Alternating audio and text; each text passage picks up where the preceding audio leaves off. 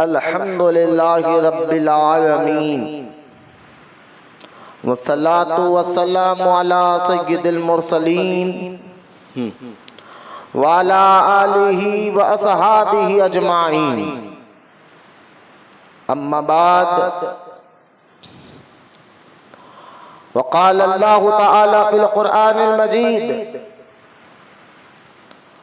फ़अऊज़ु बिल्लाहि मिनश शैतानिर रजीम बिस्मिल्लाहिर रहमानिर रहीम वला तहिनु वला तहज़नु व अंतुमुल अअलौना इन कुंतुम मुमिनीन। आमन्तु बिल्लाहि सदक़ल्लाहुल अलियुल अज़ीम। वक़ाल अल्लाहु तआला फ़ी शानि हबीबिहिल करीम इन्नल्लाह व मलाइकतहु युसल्लूना अलन नबिय्यि या अय्युहल्लज़ीना आमनू सल्लु अलैहि व सल्लिमू तस्लीमा।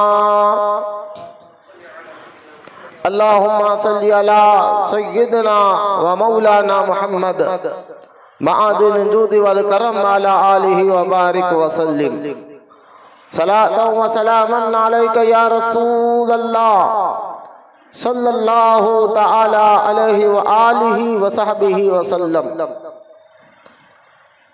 अम्मा बाद, हर तारीफ और बड़ाई सिर्फ अल्लाह ताला के लिए है जो सारे जहान का मालिक है, मुख्तार है और जो सारे जहान का पालनहार है। मैं इस बात की गवाही देता हूँ कि आप और हमारे प्यारे आका और मौला हुजूर नूर रहमत कौनैन हज़रत सैयदना मोहम्मद मुस्तफ़ा अहमद मुश्तबा सल्लल्लाहु ताला अलैहि व आलिहि व सहबिहि व सल्लम अल्लाह ताला के आखिरी रसूल और उसके बरगुज़ीदा बंदे हैं। अल्लाह ताला हुजूर अकरम नूर मुजस्सम रहमत आलम सल्लल्लाहु अलैहि व आलिहि व सहबिहि व सल्लम पर अहले बैत सहाबाए किराम ताबाईन और तबे ताबाईन औलियाए उम्मत पर क़यामत तक बकसरत रहमतें और बरकतें नाजिल फरमाता रहे। आमीन। मोहब्बत से एक बार दुरूद पाक पढ़िए। अल्लाहुम्मा सल्लि अला सय्यिदिना मौलाना मुहम्मद मआदिन जूदि वल करम अला आलिहि व बारिक व सल्लिम सलातन व सलामन अलैका या रसूल अल्लाह सल्लल्लाहु तआला अलैका व सल्लम। मुअज़्ज़ज़ सामईन, अस्सलामु अलैकुम व रहमतुल्लाहि व बरकातुहू। आज इंशाअल्लाह ताला उसी टॉपिक को जो गुज़िश्ता जुम्मा हमने बयान किया था, ईमान की मजबूती, तो उसी मौजू को इंशाअल्लाह आगे बढ़ाते हुए आइए सबसे पहले हम और आप तरीक़ा अहले सुन्नत व जमात के मुताबिक, और हर जुमा में मुझ फ़कीर की आदत भी है कि मैं जब भी बयान शुरू करता हूँ तो दुरूद पाक की अहमियत और उसकी फजीलत ज़रूर सुनाता हूँ, क्योंकि बेशुमार अहादीस पाक दुरूद पाक के फ़ज़ाइल पर मौजूद है। जैसा कि हज़रत सैयदना अबू तलहा रज़ी अल्लाह ताला अन्हु से रिवायत है कि एक मरतबा अल्लाह के रसूल अलैहिस्सलातु वस्सलाम अपने हुजरे मुबारका से, अपने कमरे से बाहर तशरीफ़ लाए तो आपका चेहरे मुबारक पर खुशी के आसार सहाबा ने देखा। तो अर्ज़ किया, या रसूलल्लाह सल्लल्लाहु अलैहि व आलिहि व सहबिहि व सल्लम, आका करीम ये बात बताइए कि आज आपके चेहरे पे खुशी के आसार नजर आ रहे हैं, इसकी वजह क्या है?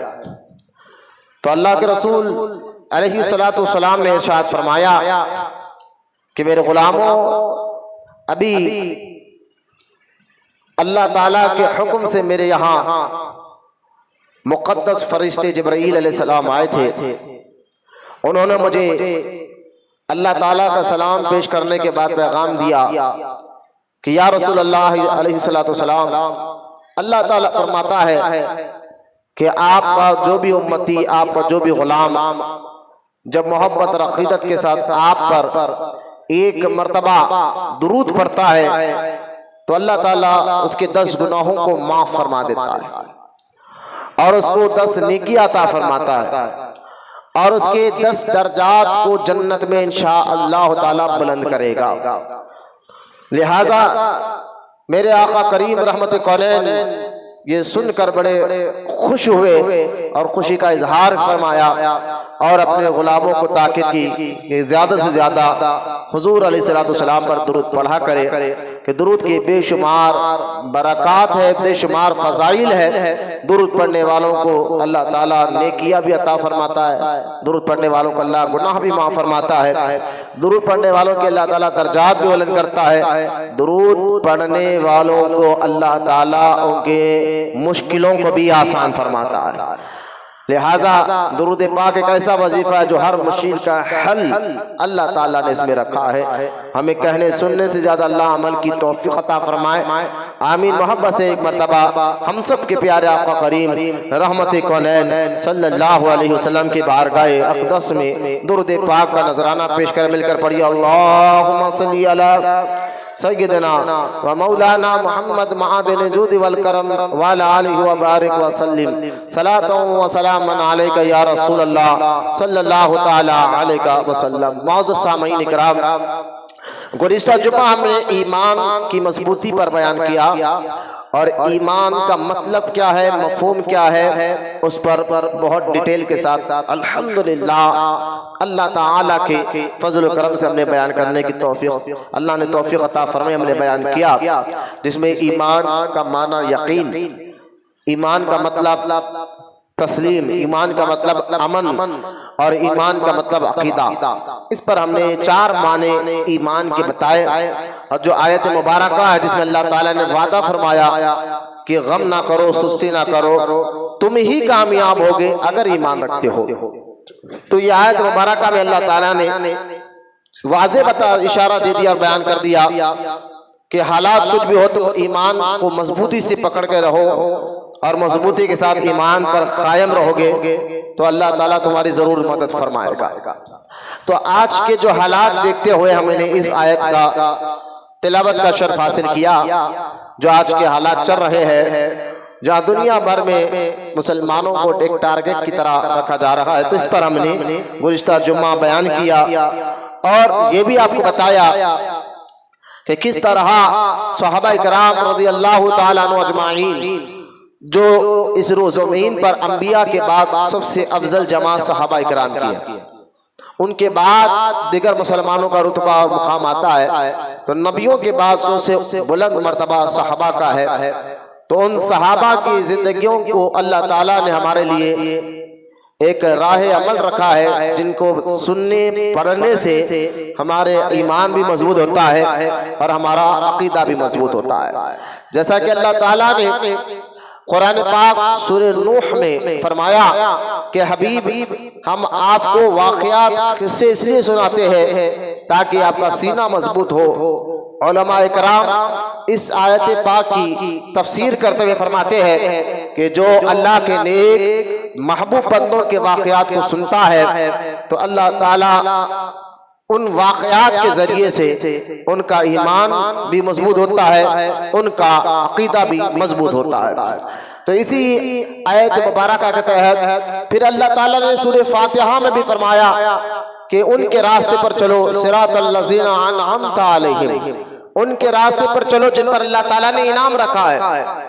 तो आप जरा सोचिए वो कौन बंदे हैं जिन पर अल्लाह ने इनाम किया है, इनाम दिया है, जिनको अल्लाह ताला ने इनाम दिया है। तो यकीनन वो बंदे कौन है? अंबिया के बाद सहाबा इकराम की ज़ात मुबारका है, जो इस आयत के सिरातल लज़ीना अनअमता अलैहिम के पहले हकदार अंबिया के बाद सहाबा है।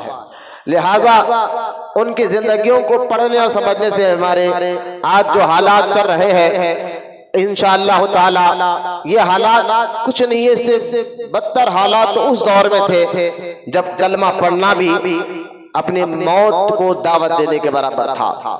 लेकिन कुर्बान जाए उन सहाबा इकराम रज़ियल्लाहु ताला अन्हुम की मुक़द्दस हस्तियों पर जिन्होंने मौत को तो गवारा किया लेकिन ईमान को नहीं छोड़ा। जिनके अकीदे को देखकर पहाड़ भी हिल गया, लेकिन ये पहाड़ से ज्यादा मजबूत अपने ईमान पर मजबूती से कायम रहे, दायम रहे, जिनकी मिसालें कुरान में, अहादीस पाक में बेशुमार मिलती है।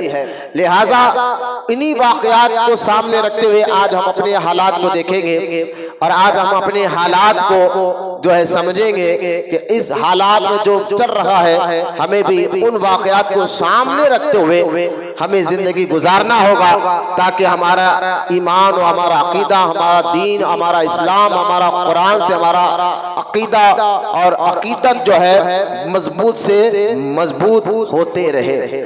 लिहाजा पहले तो मैं अल्लाह का शुक्र अदा करता हूँ कि कल सुप्रीम कोर्ट का एक जो ऑर्डर पास हुआ, दुआ करें आप भी कि उस ऑर्डर पर 1 महीने के बाद अभी सुनवाई होगी और उम्मीद है कि सुप्रीम कोर्ट जो है 1991 का जो कानून है उस कानून को बाकी रखेगा। मैंने जो जुमा में गुज़श्ता जुमा में बयान किया था कि आज जहां खासतौर हिंदुस्तान भर में और उत्तर प्रदेश के मसाजिद पर जो है मंदिर होने का दावा करते हुए लोग केस डाल रहे हैं और निजी अदालतें उन केसों को कबूल भी कर रहे हैं, उनकी सुनवाई भी कर रहे हैं, ये हालात चल रहा है, तो कहीं ना कहीं हमारे दिलों में खौफ सा, डर सा पैदा करने की कोशिश की जा रही है। तो आज कल का जो ऑर्डर आया है सुप्रीम कोर्ट का, वो ऑर्डर यही था कि जब तक सुप्रीम कोर्ट ना कहे कोई भी अदालतें अब किसी मस्जिद या दरगाह को सर्वे करने की इजाजत नहीं देगी। ये कल का ऑर्डर आया है, अल्लाह का शुक्र है कि कल ये तो हुआ है, ताकि अब कोई मस्जिद के सर्वे पर रोक लग दी गई है, कोई मस्जिद के सर्वे नहीं होगा, कोई दरगाह का सर्वे नहीं होगा जब तक सुप्रीम कोर्ट ना कहे। और फिर हमारे वकला सुप्रीम कोर्ट में इस बात को बता रहे हैं कि 91 का जो कानून बना था हिंदुस्तान में कि वो कानून के तहत उस कानून को बरकरार रखा जाए। वो कानून लॉ में पास हुआ, किताबों में लिखा गया है, कानून की किताबों में लिखा गया है। वो कानून यही है 91 का जो कानून है कि अब खास तौर हिंदुस्तान में जितने मंदिर है, मस्जिद है, दरगाहें है, वो जैसे है वैसी हालत में रहेंगे, उनके साथ कोई छेड़छाड़ नहीं की जाएगी। लिहाजा चाहे वो गुरुद्वारा हो या चर्च हो, जो भी हो अपनी जगह बरकरार रहेंगे। ये कानून पास हुआ था 91 में और इसी कानून के तहत सुप्रीम कोर्ट ने भी ऑर्डर दिया कि सर्वे ना किया जाए। तो खैर जहां ये हालात चल रहे हैं, बेटा बात नहीं करना तो बाहर जाके बात करना, बाहर अल्लाह के फजल करम से पास हो जाएगा, आप भी दुआ करें। लेकिन जो हालात जो पैदा किया जा रहा है, ऐसे लोग जो है जैसे कि अजमेर शरीफ पर जिस शख्स ने केस डाला है, जिसने कहा कि माज़अल्लाह अजमेर शरीफ ख्वाजा हिंद अल वली अताए रसूल ख्वाजा गरीब नवाज रज़ी अल्लाह ताला अन्हु के आस्थाने के पास मंदिर होने का दावा किया। ताज्जुब ये है जिसने केस डाला है वो उसके ऊपर ही कई केस है, यानी कोई आम आदमी नहीं है। दूध का धुला हुआ जब हैदराबादी जुबान में कहते हैं, वो खुद एक उसके ऊपर कई किस्म के केसेस बुक है, कई किस्म के FIR उसके ऊपर बुक है और वो शख्स जो है जाता है अदालत में केस डालता है और निजी अदालतें उस केस को सुनवाई को कबूल भी कर लेती है। ये हालात पैदा किया जा रहा है सियासी एतबार से। लेकिन हिंदुस्तान की जो गंगा जमुना तहजीब है, जिसमें आज भी ऐसे हिंदूज मौजूद है जो नहीं चाहते कि हिंदुस्तान में फसाद हो, लड़ाई हो, झगड़ा हो, वो जानते कि सियासी मामलात है, लेकिन फिर भी इन तमाम माहौल को पैदा कर असल में डराया जा रहा है कि हमारे मस्जिदें, दरगाहों पर, तो हम जो है ऐसे हालात में क्या करें। खासतौर एक सवाल उठता है, कई वीडियो के इंटरनेट का दौर है, छोटी छोटी बात वायरल हो जाती है, पूरी दुनिया उसको देखती है, तो कहीं पर नमाज पढ़ने पर जो है सियासी गंदी सियासत किस्म के लोग उनको इतराज होता है। और एक बात ये है, जितने हिंदुस्तान भर में जो हालात हो रहे हैं वो सिर्फ और सिर्फ अहले मुसलमान ही पर हो रहे हैं। कभी आपने देखा होगा, कभी आपने देखा या सुना है कि किसी क्रिश्चियन पर, किसी सिख पर ऐसा कुछ हमला हुआ हो? नहीं, किसी और मजहब पर नहीं हो रहा, सिर्फ मुसलमानों को टारगेट किया जा रहा है, वो भी गंदे किस्म के लोग, हर गैर मुस्लिम नहीं, गंदे किस्म के लोग जो उनका मकसद कुर्सी लेना है और आज उनको एक अक्सर जो है हर कोई अपने आप को डेवलप करने के लिए, अपनी पहचान हिंदुस्तान में बनाने के लिए, यूट्यूब पर, फेसबुक पर अपनी पहचान बनाने के लिए, मीडिया में आने के लिए एक आसान जरिया बना लिया इस्लाम पे कुछ बको माज़अल्लाह, या इस्लाम के लिए कुछ बोल दो, या हमारे और आपके नबी पाक अलैहिस्सलाम की शान में कुछ बेतुके अल्फाज बोल दो, या मस्जिद के मसले में बोल दो, फिर वो पूरे जो है पूरे हिंदुस्तान में उसका नाम मशहूर हो रहा है। तो कोई अपने नाम नमूद के लिए भी ऐसी गंदी हरकतें कर रहा है, हर कोई नहीं। हमारा मकसद ये इंटरनेट पर बयान जाता है, पूरी दुनिया भर में लोग देखते हैं। हम हर माज़अल्लाह गैर मुस्लिम को नहीं कह रहे हैं। मैंने कहा ना, आज भी गन्ना जन्ना तहजीब के लोग मौजूद है, आज भी ऐसे हेल्प, एक दूसरे की मदद करने वाले हिंदू भी मौजूद है, मुसलमान भी मौजूद है। जहाँ कहीं भी कुछ मसला हो तो वो एक दूसरे की मदद करते हैं। तो पता चला कि आज भी जो है मुसलमान हो या हिंदू, वो अमन को पसंद करता है, पीस को पसंद करता है, मोहब्बत को पसंद करता है। बस ये चंद लोग हैं जो अपनी कुर्सियों को गरम करने के लिए, अपने आप को मशहूर करने के लिए इस तरह की हरकतें कर रहे हैं। ये इंशाअल्लाह ताला आने वाले दिनों में इंटरनेट के जरिए ये सारी चीजें मशहूर होगी। तो खैर हालात जो हो रहे हैं, इन हालात में लोग ऐसा हुआ है, ऐसा हो रहा है कि बाद लोग दाढ़ी रखने डर रहे हैं, नमाज पढ़ने डर रहे हैं, अगर दूर चले जाए तो अपना नाम बताने के लिए डर रहे हैं। तो खैर मैं उनके लिए कि अपने ईमान को मजबूत रखिए। अल्लाह ताला ने फरमाया इन कुंतुम मुमिनीन, अगर तुम ईमान पर कायम रहोगे तो अल्लाह तुम्हारी मदद फरमाएगा।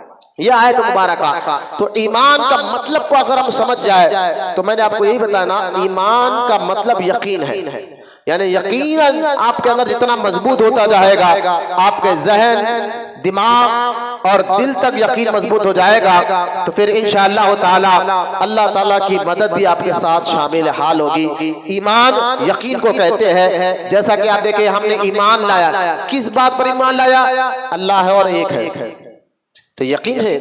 कब हम कोई आकर कह नहीं ये पत्थर भी खुदा है, ये आग भी खुदा है, तो हम नहीं मानते। क्यों? क्योंकि हमारा यकीन अल्लाह है, वो एक है और जिस्म से पाक है, जिस्मानियत से पाक है, जगह से पाक है। तो ये ईमान कि अल्लाह को एक मानना, उसकी इबादत करना और सारे नबियों पर ईमान रखना, और हमारे नबी पाक अलैहिस्सलाम अल्लाह के महबूब है, आखिरी नबी है, इस पर ईमान रखना।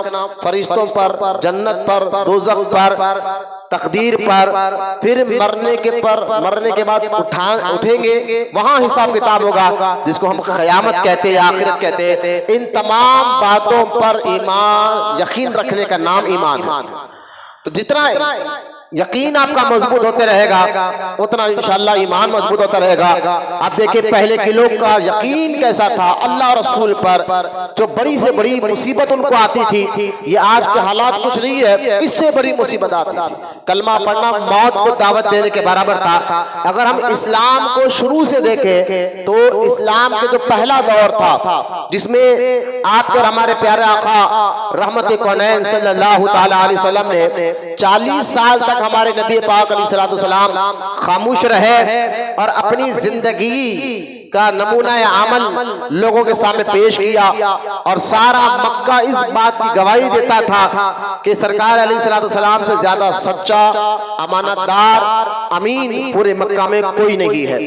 इस तरह आपके और हमारे नबी 40 साल तक लोगों को अपने अखलाक से, अपनी आदत से, अपनी मिजाज से वाकिफ कराए। सारे लोग आपके अखलाक से जो है, आपकी आदतों से, आपकी मिजाज से वाकिफ हुए, और सारे मक्के के लोग कहते थे कि मोहम्मद बिन अब्दुल्ला जैसा शख्स कोई भी पूरे मक्का में नहीं है।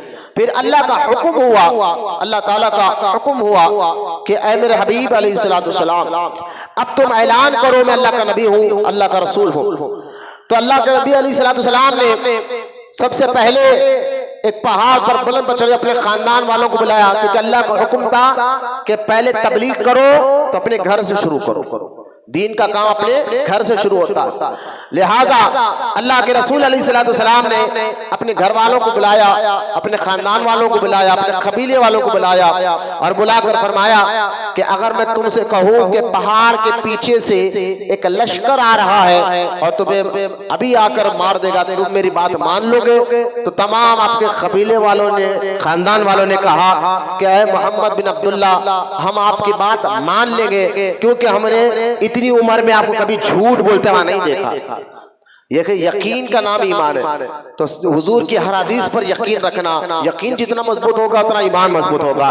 तो खैर उन्होंने कहा हम मान लेंगे। फिर अल्लाह के रसूल अलैहिस्सलाम ने फरमाया या अय्युहन्नास तूबू ला इलाहा इल्लल्लाह, ऐ लोगों ला इलाहा इल्लल्लाह, अल्लाह की इबादत करो, इन्नी रसूलुल्लाह, मैं अल्लाह का रसूल हूँ। जब ये बात सरकार मदीना अलैहिस्सलाम ने फरमाई तो कोई ने माना कोई ना माना, लेकिन फिर अल्लाह का हुक्म हुआ हबीब अब ये ऐलान, तुम कुछ दिन तो मेरे आका सल्लल्लाहु अलैहि वसल्लम अल्लाह के हुक्म से दीन की तबलीग करते थे, और शुरुआत में तो सरकार को अल्लाह का हुक्म यही था कि मैं बता रहा हूँ कि इस्लाम में कैसे कैसे दौर गुजरे हैं। अभी ये जो दौर चल रहा है तो इस हालात को देखते हुए हम पहले के वाकयात को याद रखेंगे तो इंशाअल्लाह ये हालात हमारे लिए कोई खौफ पैदा नहीं करेंगे, हमारे लिए कोई डर पैदा नहीं करेंगे, हमारे दिल दिमाग में ना कुरान से कमजोरी पैदा होगी, ना इस्लाम से हमारा रिश्ता टूटेगा। क्यों? पहले के वाकयात को अगर हम सामने रखेंगे, और ये अल्लाह ताला ने फरमाया कि सिरातल लज़ीना अनअमता अलैहिम, उनके रास्ते पर चलो जिन पर अल्लाह ने इनाम रखा है। तो पहले के लोगों के अकीदे को अपनाना, पहले के मुसलमानों के रास्ते को अपनाने का हुक्म ये अल्लाह ताला दे रहा है। तो पहले के लोग जब इस्लाम शुरुआत में फैल रहा था, हालात कैसे थे मैं आपके सामने रख रहा हूं, इससे अंदाजा करें कि ये हालात जो अभी हिंदुस्तान के चल रही है या वो हालात बड़े। इसलिए हमारे उलमा कहते हैं कि अभी जो हालात चल रहे हिंदुस्तान में, तो उनको चाहिए, हर मुसलमान को चाहिए कि वो सहाबा के वाकयात को पढ़े और समझे, सहाबा इकराम के वाकयात को पढ़े और समझे, तो ताकि तुम्हें ये हालात में तुम्हारे अंदर सुकून मिले, तुम्हारे अंदर डर ना हो, खौफ ना हो तो सिर्फ अल्लाह का खौफ तुम्हारे दिल दिमाग में रहे। तो लिहाजा अब अल्लाह का हुक्म को हमारे आका अलैहिस्सलाम ने अभी तबलीग का खुलेआम ऐलान नहीं किया, और फिर अपने खानदान वालों को ऐलान करने के बाद सरकार तबलीग करते रहे, और कुछ सहाबा इकराम ईमान लाए। लेकिन अभी हुक्म यही था सहाबा इकराम को कि अपने कलमा का इजहार ना करे, क्योंकि पूरी हुकूमत मुशरिकीन की थी, अगर वो कलमे का इजहार करेंगे तो सब मिलकर उन पर हमला कर सकते थे। कुछ दिन गुजरा, अब अल्लाह का हुक्म दोबारा आता है, और आकर अल्लाह का हुक्म होता है कि हबीब अब ऐलान कर दो कि मैं अल्लाह का रसूल हूँ, दीन की तबलीग करो। जब ये अलानिया तौर पर, लिहाजा मेरे आका अलैहिस्सलाम ने अलानिया तौर पर ऐलान फरमाया, जैसा ही ऐलान फरमाना था, अब हालात ये हुए कि पूरे मक्का में जो मुशरिकीन थे वो खास तौर मुसलमान की दुश्मन हो गए। अच्छा, दुश्मनी भी ऐसी दुश्मनी नहीं कि इस खतरनाक दुश्मनी को आप क्या कहेंगे कि आज जो चल रहा है, हम थोड़े बहुत हालात को देखते हुए हम डर रहे कि यार क्या दाढ़ी रखेंगे, क्योंकि हम बाहर जाते रहते हैं तो फिर लोग चेहरा देखकर आजकल देखे किस तरह का माहौल पैदा कर रहे हैं, कोई जगह कोशिश कर रहे हैं गंदे किस्म के लोग। मैं हर गैर मुस्लिम की बात नहीं कर रहा हूँ, क्योंकि बयान रिकॉर्ड होता है, जो गंदी जहनीत के लोग जो नहीं चाहते कि भारत में, हिंदुस्तान में अमन हो, भाईचारगी हो, गंदा तहजीब हो, जो मिलजुल कर रहे हैं, मोहब्बत को पसंद करे। मैं ऐसे ना मुसलमान की बात करो ना हिंदू की बात कर रहा हूं, मैं ऐसे लोगों की बात कर रहा हूं जिनके जहन में फसाद भरा हुआ है, चाहे वो किसी भी मजहब का, कि वो जिनका जहन खराब हो चुका है, और जिनका जहन यही है कि किस तरह ये अलग हो जाए, ये अलग हो जाए, फसाद हो जाए, झगड़ा हो जाए, लड़ाई हो जाए। होटलों में भी ये ऐसे किस्म के लोग हो गए, एयरपोर्ट पर हो गए, रेलवे स्टेशनों पर होते जा रहे हैं किस्म के लोग। हर कोई नहीं, बार बार मैं कह रहा हूँ, क्योंकि बयान रिकॉर्ड होता है तो कुछ लोग ये कहेंगे भाई तुमने एक जो है मजहब को टारगेट किया। नहीं, मैं किसी मजहब को नहीं टारगेट कर रहा हूँ, मैं चाहे वो किसी भी मजहब का हो, चाहे मुसलमान हो या हिंदू हो, तो मैं इनको यही कहूंगा कि भाई अमन को पसंद करने वाला, मोहब्बत को पसंद करने वाला, और ये चाहता कि हिंदुस्तान की तरक्की हो, वो कभी फसाद नहीं करता, कभी लड़ाई की बात नहीं करता, कभी झगड़े की बात नहीं करता। मेरा बयान उनके लिए नहीं है, मेरा बयान उनके लिए है जो यहाँ अमन के अंदर फसाद डालने की कोशिश कर रहे हैं, झगड़े की कोशिश कर रहे हैं। मैं ऐसे गंदे जहन रखने वालों को कह रहा हूँ कि इनके जहनियत को देखकर आप लोग ना डरे, बल्कि ईमान पर मजबूत रहिए। अल्लाह ने कुरान में फरमाया, इन कुंतुम मुमिनीन, तुम अगर ईमान पर मजबूत रहोगे तो अल्लाह तुम्हारी मदद फरमाएगा। लिहाजा ये हमारा एक इम्तिहान भी है कि ऐसी हालत में मुसलमान करेगा क्या। तो लिहाजा अब देखें कि इन हालात को देखते हुए हमें क्या चाहिए, सहाबा के वाक़यात पढ़ना चाहिए ताकि हमारा ईमान, क्योंकि सहाबा इकराम की जात वो जात है जिनके बारे में कुरान में सूरह बकरा में अल्लाह ताला ने फरमाया, आमिनू कमा आमन्ना नास, ऐसे ईमान लाओ जैसे नबी के सहाबा ने ईमान लाया, जैसे नबी के सहाबा ने ईमान लाया। तो इनके ईमान को, सहाबा के ईमान को अल्लाह ने पसंद फरमाया। देखिए इससे बड़ी डिग्री क्या होना चाहिए, इससे बड़ी बात क्या होना चाहिए कि जिनके ईमान को अल्लाह ने पसंद किया हो, जिनके ईमान को अल्लाह ने पसंद किया और डिग्री भी दे दी कि हमने इनके ईमान को पसंद किया है। वो कौन है? वो सहाबा इकराम। क्यों पसंद किया अल्लाह ताला ने? तो अगर आप पढ़ेंगे उनके वाक़यात तो आप हैरान हो जाएंगे कि इन्होंने हर हाल में, चाहे हालात कुछ भी हो, उनको मारा गया कलमा पढ़ने की वजह से, उनको मारा गया, उनको तकलीफें दी गई। तकलीफें किस किस्म की दी गई मैं अभी आपको पढ़कर सुनाऊंगा। उनको तकलीफें दी गई, उनके माल को ले लिया, खींच लिया गया, उनके प्रॉपर्टी को खींच लिया गया, सिर्फ इसलिए कि वो कलमा पढ़ रहे थे, सिर्फ इसलिए कि उन्होंने ईमान लाया था। तो उन लोगों ने भी, यानी वो सहाबा इकराम ने भी माल दिया, तकलीफों को बर्दाश्त किया, मारों को बर्दाश्त किया, लेकिन उन्होंने हुजूर का दामन नहीं छोड़ा, अल्लाह के रसूल का अलैहिस्सलातु सलाम को दामन नहीं छोड़ा। जैसा कि आप देखें, मैं यहाँ पर एक रिवायत बताता हूँ, हज़रत ख़ुबैब बिन अरात रज़ी अल्लाह तआला अन्हु, ये उस जमाने में इस्लाम लाए जब हुजूर सल्लल्लाहु तआला अलैहि वसल्लम हज़रत अरक़म के घर में मुक़ीम थे। सिर्फ चंद ही आदमी मुसलमान हुए थे। कुरैश ने उनको बेहद सताया, मक्के के लोगों ने उनको बहुत सताया, यहाँ तक कि कोई यहाँ तक के कोयले की अंगारों पर, गौर करें, सहाबा इकराम जब ईमान ला लेते, कलमा पढ़ लेते, तो ये हालत अभी जो चल रहे हैं इनको हालत नहीं, पिछले के लोगों के वाकयात को पढ़कर अपने ईमान को मजबूत करिए। और इनके ईमान को अल्लाह ने पसंद किया है। हालात कुछ भी हो, उन्होंने कभी अपने ईमान का सौदा नहीं किया। तो देखिए सहाबा इकराम जब कलमा पढ़ते थे और किसी दुश्मनाने इस्लाम के दुश्मन को ये बात मालूम हो जाती, तो वो लोग क्या करते थे, पहले तो अरब की धूप, मक्का की धूप आज भी देख ले आप, बड़ी कड़ाके की धूप रहती है। यहाँ हमारे हिंदुस्तान में 42 डिग्री हो जाए, 45 डिग्री चलिए तो हम बाहर निकलना मुश्किल हो जाता है। अरब में, मक्का में 50 के ऊपर तक डिग्री जाती है। समझाने के लिए कह रहा हूँ। तो लिहाजा फिर अरब का जो इलाका है पहाड़ी इलाका ज्यादा, अभी तो खैर डेवलप हो गया, रोड बन गए, बंगले बन गए, हर चीज AC वगैरह सब हो गया है, बहुत डेवलप हो गया है अरब का देश। लेकिन हुजूर के दौरे मुबारका में पूरा पहाड़ी इलाका, अब पहाड़ी इलाका, फिर एक तो धूप 50 डिग्री के ऊपर, तो इससे अंदाजा करें कि कितनी शिद्दत। पत्थर तो पत्थर है, अरब के रेत भी ऐसे गर्म हो जाती थी कि अगर कोई नंगे पैर उस पर पैर रख दे, रेत पर, पत्थर पर नहीं, रेत पर, मिट्टी पर पैर रख दे तो उसका पैर जल जाता था। इस किस्म की कड़ाके की धूप में जब सहाबा इकराम ईमान लाए, तो अब देखे उनके साथ क्या मामलात हुए।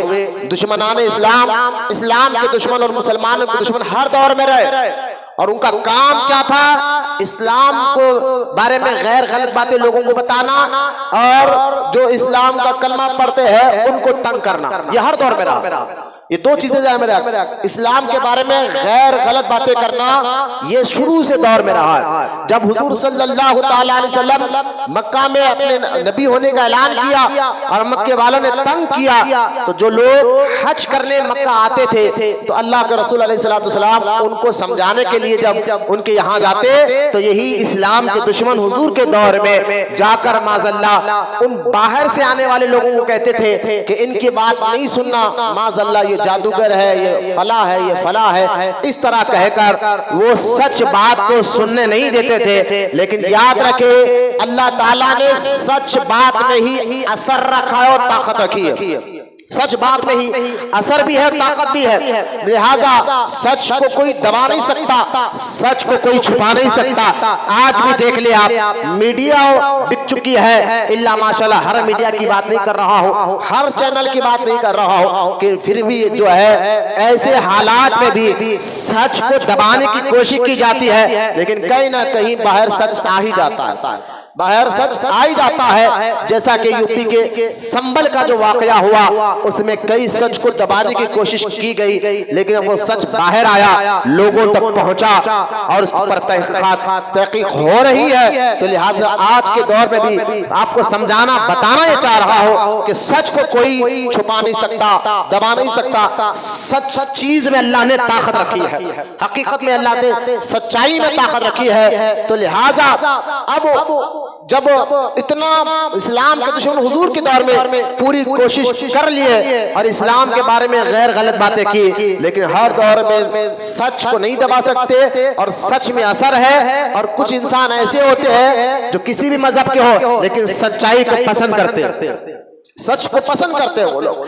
लिहाजा सहाबा इकराम की तादाद बढ़ते गई तो मुशरिकीन ने क्या किया कि अब इनके खिलाफ हम इनको तंग करेंगे। चाहते तो उस दौर में दुश्मन ज्यादा थे इस्लाम के, और मुसलमानों को एक सेकंड में हम चूंटी को मसल देते हैं ना, ऐसा मसल के मार सकते थे, इतनी ताकत, क्योंकि हुकूमत उनकी, पावर उनका, सब उनका था। लेकिन वो चाहते थे कि इनको इतनी आसान मार ना दे, तड़पा तड़पा कर मारे। इस तरह उस दिन उनकी सोच थी और उस सोच को उन्होंने कई सहाबा को तकलीफें दी कि इस बात पर अगर वो उनको कहते थे तुमने अगर कलमा पढ़ लिया है हम तुमको बहुत सताएंगे, बहुत मारेंगे, तकलीफें देंगे, और तकलीफें भी ऐसे देंगे मैं अभी आपको बताऊंगा। लेकिन साथ में कहते अगर कलमा तुम छोड़ दो हम तुमको आजाद कर देंगे, पैसा देंगे, इज्जत देंगे, शोहरत देंगे।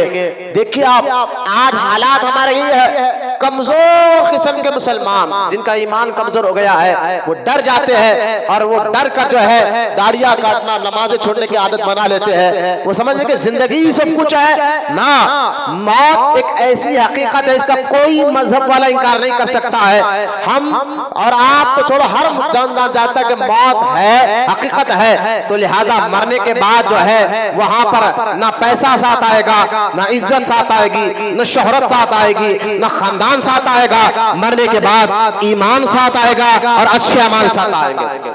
तो लिहाजा ईमान की दौलत को आप समझिए। सहाबा इकराम इस बात को समझ गए थे कि हम दुनिया में आए हैं, सारी जिंदगी दुनिया में थोड़ा ही रहना है। हजरत सिद्दीक अकबर रजी अल्लाह ताला अन्हु, ये महीना उनका चल रहा है, हजरत अबू बकर सिद्दीक रजी अल्लाह ताला अन्हु अक्सर अपने खुतबे में एक जुमला कहते थे कि तुम अपने जहन में ये बात बिठा लो, तुम्हारी जिंदगी कोई लंबी नहीं है।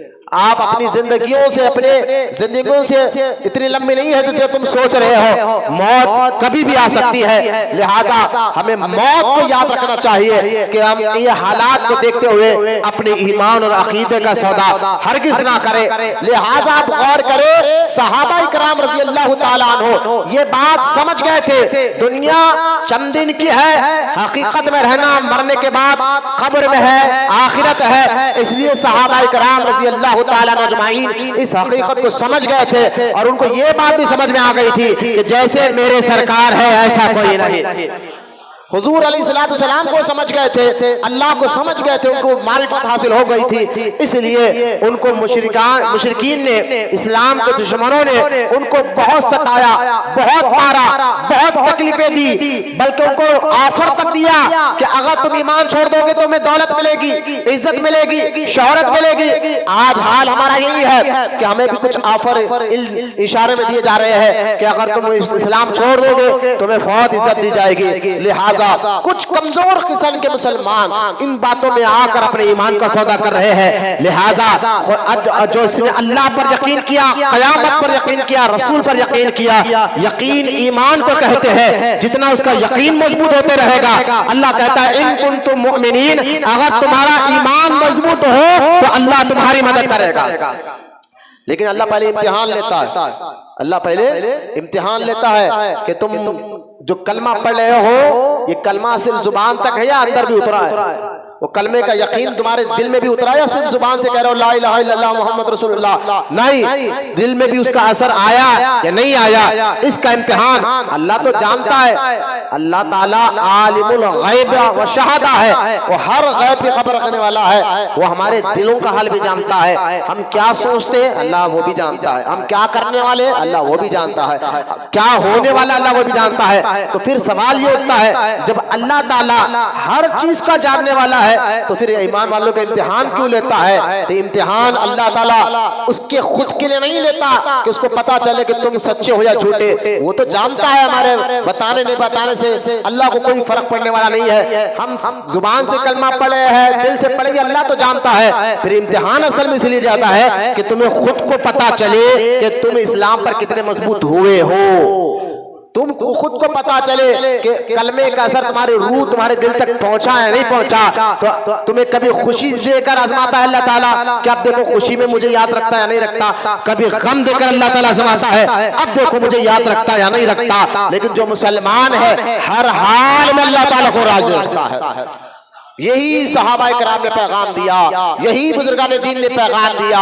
उन्होंने चाहे खुशी के वक्त आए चाहे गम के वक्त आए, वो हर वक्त अल्लाह को राजी करने वाला काम करते थे। खुश हो तो भी अल्लाह को ना बोलते थे, गम में हो तो भी अल्लाह को नहीं बोलते थे। तो अब ऐसी आदतों को देकर अल्लाह ताला ने कुरान में उन सहाबा की तारीफों को बयान करते हुए फरमाया, रज़ियल्लाहु ताला अन्हुम व रज़ू अन, ये वो मुक़द्दस जमात है जिनसे मैं राजी हो चुका हूं, जिनसे मैं राजी हो चुका हूं और ये अल्लाह से राजी हो चुके हैं।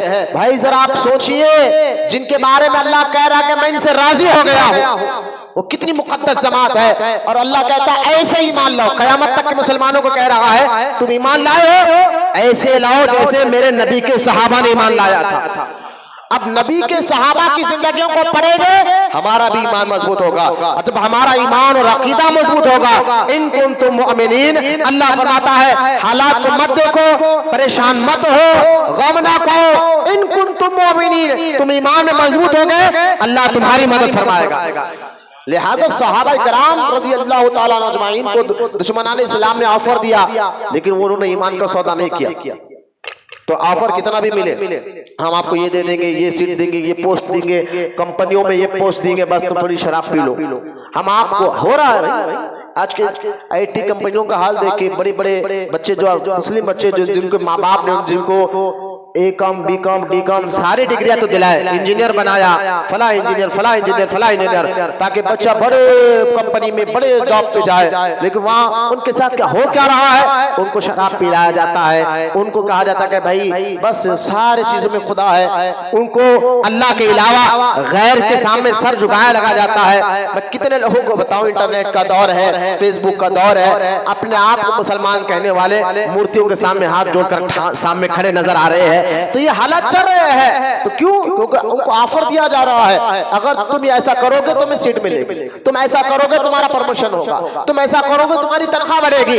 लिहाजा ये ऑफर देकर उनके ईमान का सौदा किया जा रहा है। तो ये चाल मुशरिकों की और इस्लाम के दुश्मनों की नहीं है, यही चाल सहाबा के दौर में मुशरिकों ने दिया था, इस्लाम के दुश्मनों ने ये चाल चली थी कि सहाबा के ईमान को खरीदने की। लेकिन उन सहाबा इकराम ने कोई सौदा नहीं किया।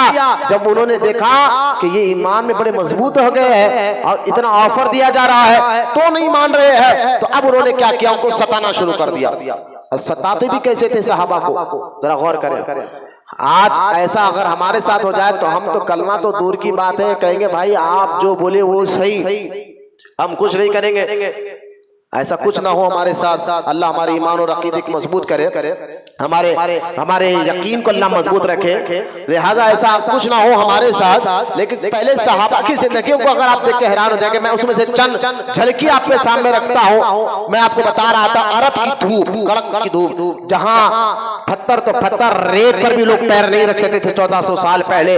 ऐसी कड़ाके की धूप में जब इस्लाम के दुश्मनों ने देखा ये बिक नहीं रहे हैं तो उनको सताना शुरू किया, जिसमें हजरत खुदैब बिन अरात रज़ी अल्लाह ताला अन्हु ये सहाबी जब कलमा पढ़े तो उनके आकाओं ने और इस्लाम के दुश्मनों ने उनको क्या किया कि जब ऑफर दिया नहीं बिके, अहद कहा अल्लाह से राजी रहे, तो इनको क्या किया, उस कड़ा की धूप में अंगार को जलाया, यानी कोलों को सुलगाकर अंगार बनाई और अंगार बनाकर इनके कपड़े उतार कर लंगी पीठ पर उनको लिटा दिया, लंगी पीठ पर उनको लिटा दिया ताकि ये कलमा पढ़ना छोड़े, ईमान को छोड़े। सहाबा किराम ये अल्लाह ने उनके ईमान को पसंद किया। जरा ज़हन में रख, में जो आयत मैंने पढ़ी है सूरह बकरा की, जिसमें अल्लाह कहता है ऐसे ईमान लाओ जैसे नबी के सहाबा ने ईमान लाया, ऐसे लाओ ईमान। अल्लाह कहता है ऐसे लाओ ईमान।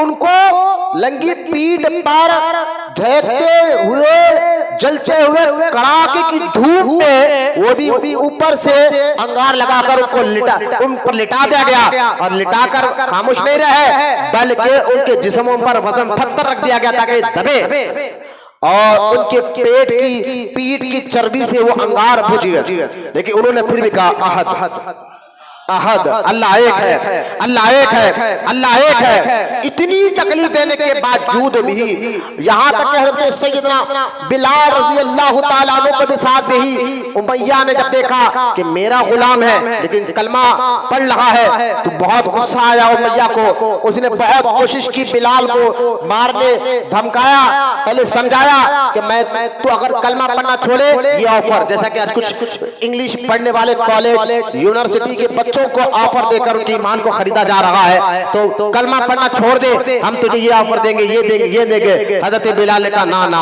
मैं नहीं छोड़ सकता।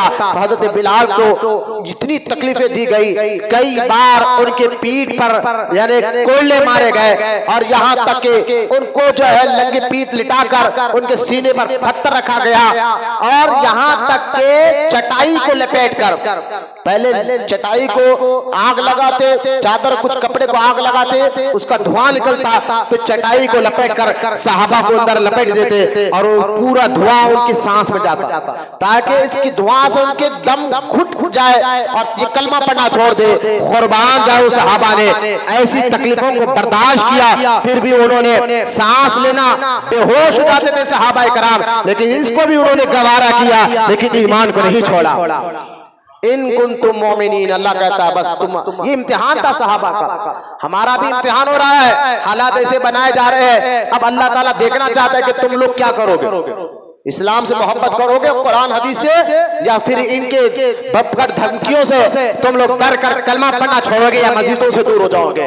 लिहाजा ऐसी हालात को मत देखे, सहाबा इकराम के वाकयात को पढ़े तो आपका ईमान और अकीदा मजबूत हो जाएगा।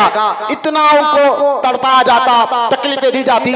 हजरत बिलाल को तो बहुत सताया गया और जब बिलाल को इतना तकलीफ दी गई, एक बार अल्लाह के रसूल अलैहिस्सलाम उनके सामने से गुजर रहे थे। उमैया हजरत बिलाल रज़ी अल्लाह ताला अन्हु को लंगी पीठ जो है पत्थर पर लिटाकर उनके सीने पर पत्थर रखता, कोयले मार रहा था। ऐसे हालात में अल्लाह के रसूल अलैहिस्सलाम हजरत बिलाल के सामने से गुजरे तो हजरत बिलाल ने आपको और हमारे नबी को देखकर ये नहीं कहा आखा मैंने आपका कलमा जब से पढ़ा हो ये लोग मुझे मार रहे, तकलीफें दे रहे, अल्लाह से कहो कोई मुसीबत, कोई तकलीफ मुझे राहत दे, अगर अल्लाह है तो हमारी मदद करे, हमारे मुश्किल को दूर करे।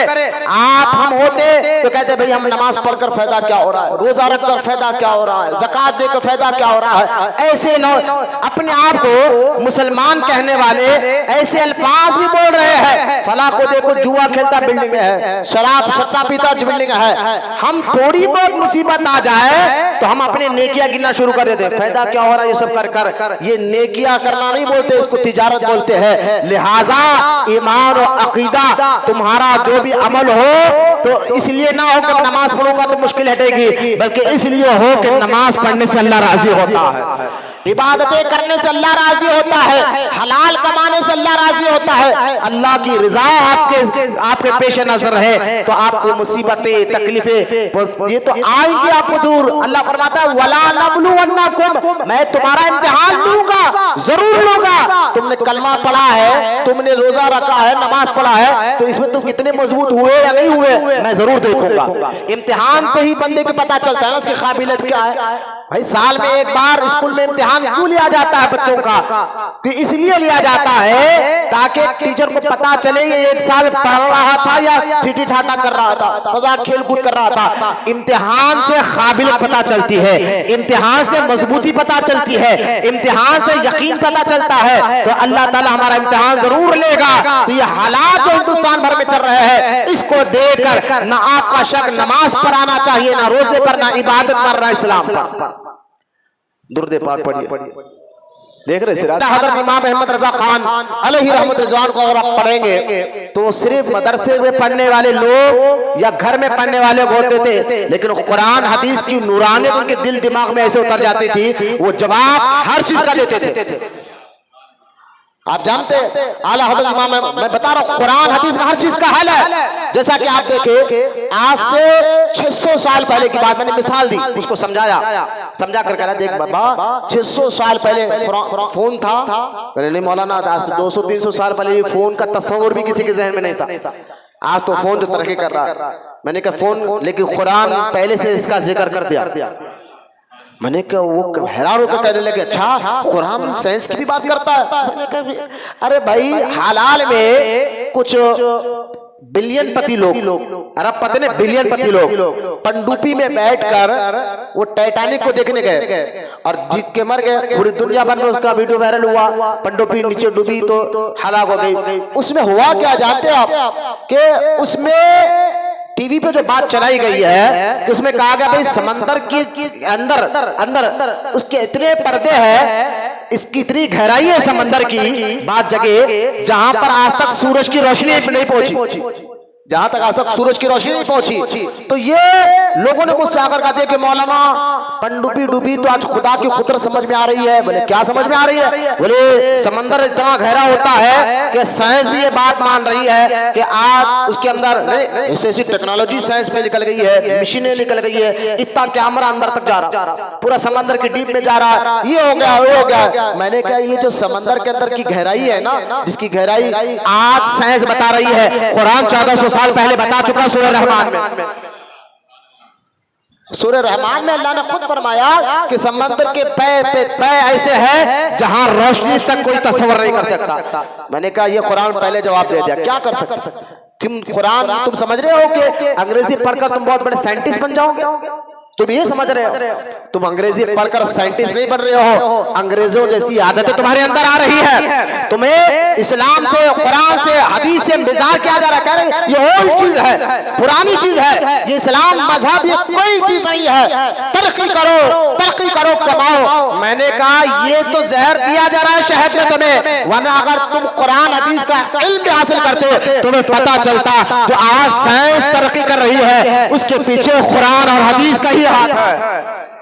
जैसा कि मैं उसे का मिसाल दीजिए, बोलना आसान है, अगर मैंने ये दावा कर दिया कि जितनी तरक्की कर साइंस कर रही है उसके पीछे कुरान है, तो आप कोई कहेंगे मौलाना बोलना आसान है, थोड़ा समझा कर बताइए ऐसा कैसा? आज एक से एक साइंटिस्ट है वो तरक्की कर रहे हैं। तो मैंने उसको एक मिसाल दी, मैंने कहा देखो कुरान का तस्वुर, फोन का तस्वुर था का नहीं था, लेकिन आज से 600 साल पहले इराक और ईरान का वो इलाका जिसको आज जो है समरखंद कहा जाता है, आज उसको जो है समरखंद बुखारा जैसे इलाके में रहने वाले एक अल्लाह के वली ने 600 साल पहले उनसे जवाब आया, उनसे सवाल हुआ था। सवाल भी देखे जरा गौर करें, मैं आपके चेहरों को देख रहा हूँ, मेरे थोड़ी मेहनत के ऊपर आप अपने चेहरे से बताइए कि हम मौलाना आपकी बात समझ रहे हैं। सुस्ती काहे आ रही तो फिर कहता हूँ बाहर जाकर टहल कर आ जाइए, एक भी बैठा तो अच्छा बयान करूंगा इंशाल्लाह। लिहाजा बात समझिए, मैं कहना क्या चाहता हूं कि माज़अल्लाह ये कहकर के कुरान पुरानी चीज का जिक्र करता ना, कुरान हदीस पहले आप मजबूत यकीन तो रखो तो आपको पता चलेगा साइंस भी कुरान से तरक्की कर रही है। तो मैंने कहा देखो इमाम फखरुद्दीन राजी रहमतुल्लाहि ताला अलैह, उनके पास एक आदमी सवाल लेकर आया और उस सवाल उसका क्या था जानते हैं आप? उस आज से 600 साल पहले सवाल कर रहा है और सवाल करने वाले से अंदाजा होता है भाई सवाल जो बंदा करता है ना तो सवाल करने से ही पता चलता है कि कितना पढ़ा लिखा है। जाहिल ना तो पढ़ा लिखा हुआ है, जाहिल आदमी हो तो यही बोलता ना उसको हाफिजों की इज्जत होती है ना, उन्होंने कभी अपने अब्बा की इज्जत करोगे ना बड़े भाई की इज्जत करोगे। उलमा को, मस्जिद के खतीबों को आंख दिखाकर हो क्या लिखा हुआ, और कुरान कहता है ऐसे जाहिलों को जवाब ही ना दो। हाँ, जाहिलों को सलाम बोलो, हटा लो उनको। तो जो सवाल करने में पता चलता कि कितना इल्म वाला है कितना जाहिल है ना। अगर आप इल्म वाले हैं तो अदब के लहजे में आकर कहते हजरत ये कहाँ लिखा हुआ है, तो समझ में आता है ये उलमा की इज्जत जानता है, इसको मालूम है। तो अब देखे उन लोग सवाल किया उस दौर में 600 साल पहले इमाम फखरुद्दीन राजी से सवाल क्या हो रहा है। उसने आकर एक शख्स ने सवाल किया हजरत ये बताइए कि कोई ऐसा आला बन सकता है, कोई ऐसी मशीन, आला उर्दू में इसको आला कहते हैं, कोई एक ऐसा आला बन सकता है जिसके जरिए बंदा बैठा अपने घर में हो, करोड़ों मील लाखों मील दूर दूसरे घर में दूसरे बंदे से बात कर रहा हूं, ऐसा कोई मशीन बन सकती है आला? तो इमाम फखरुद्दीन राजी रहमतुल्लाहि ताला अलैह ने फरमाया, हाँ कुरान में इसका जिक्र है, ऐसा आला बनेगा आने वाले दिनों में। बोलो ना सुभान अल्लाह। आज से 600 साल पहले फोन का तस्वुर नहीं था। अच्छा, देने वाले जवाब इमाम फखरुद्दीन राजी है रहमतुल्लाह अलैह।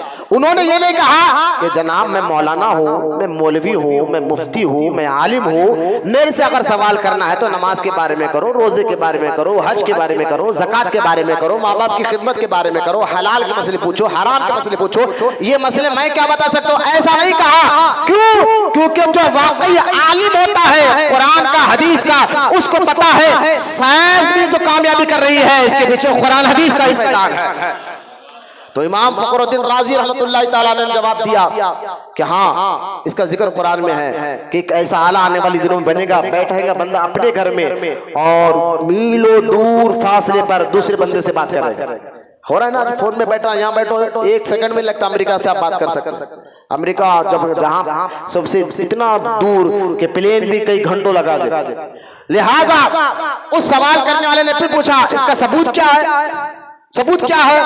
तो सबूत उन्होंने इमाम फखरुद्दीन राजी ने दिया कि देखो कि हजरत कुरान पाक में अल्लाह ताला ने हजरत आसिफ बिन बरखिया का वाकया बयान किया 19वें पारे के बिल्किस के तख्त को उन्होंने सुलेमान अलैहिस्सलाम के हुक्म पर महल में सुलेमान अलैहिस्सलाम के सामने बैठे बैठे वहां से जाए तख्त उठाकर लाया भी, 1 सेकंड में गए भी लाए भी।